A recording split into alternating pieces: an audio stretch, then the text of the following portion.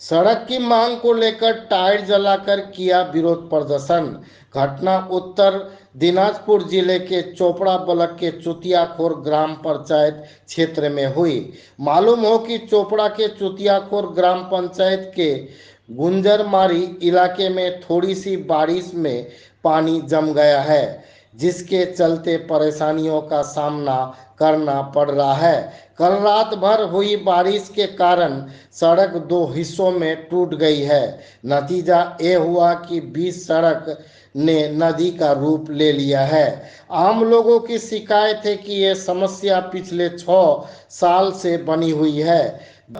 जन प्रतिनिधियों को बार बार अवगत कराया गया तो उन्होंने सिर्फ आश्वासन ही दिया, लेकिन कुछ नहीं हुआ, जिसके चलते आज आम लोगों ने चोपड़ा से दासपारा जाने वाली मुख्य राजमार्ग सड़क को जाम कर और टायर जलाकर विरोध प्रदर्शन किया।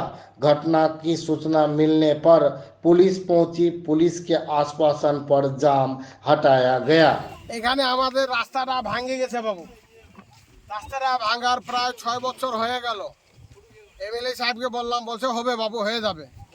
তারপরে বিডিও সাহেবকে বললাম হয়ে যাবে।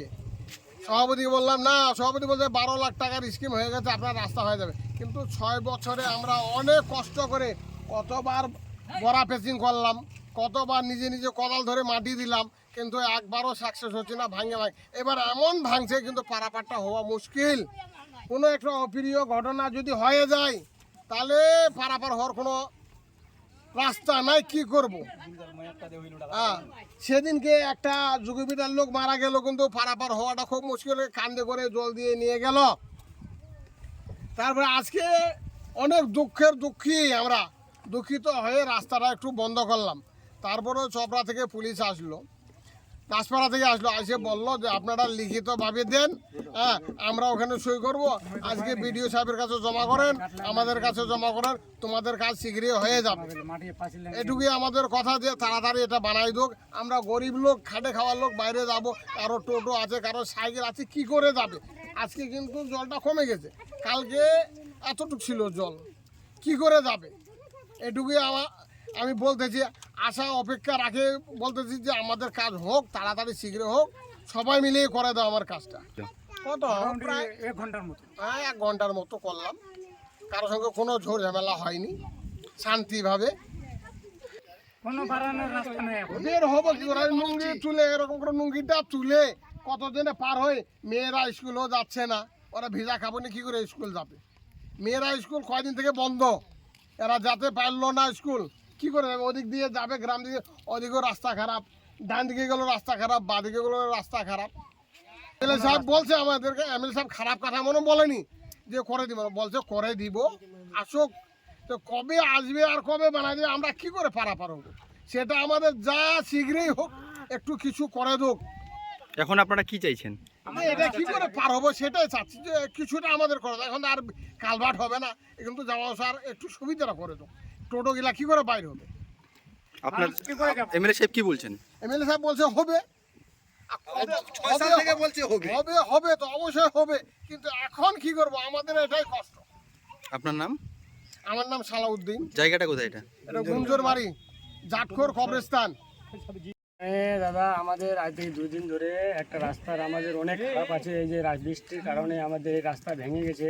আজ থেকে মোটামুটি 6 বছর ধরে এইটা আমাদের প্রবলেম অনেক দিন ধরে আছে, 5-6 বছর ধরে। কিন্তু এমএলএ সাহেবকে জানানো হচ্ছে, এমএলএ সাহেব কিন্তু এইটাই কথা বলতে যে তোমার রাস্তা হবে হবে হবে করে অনেক দিন কাটে গেল। কিন্তু এখনই আমাদের গ্রামে অনেকগুলো ডেলিভারি পেশেন্টও আছে।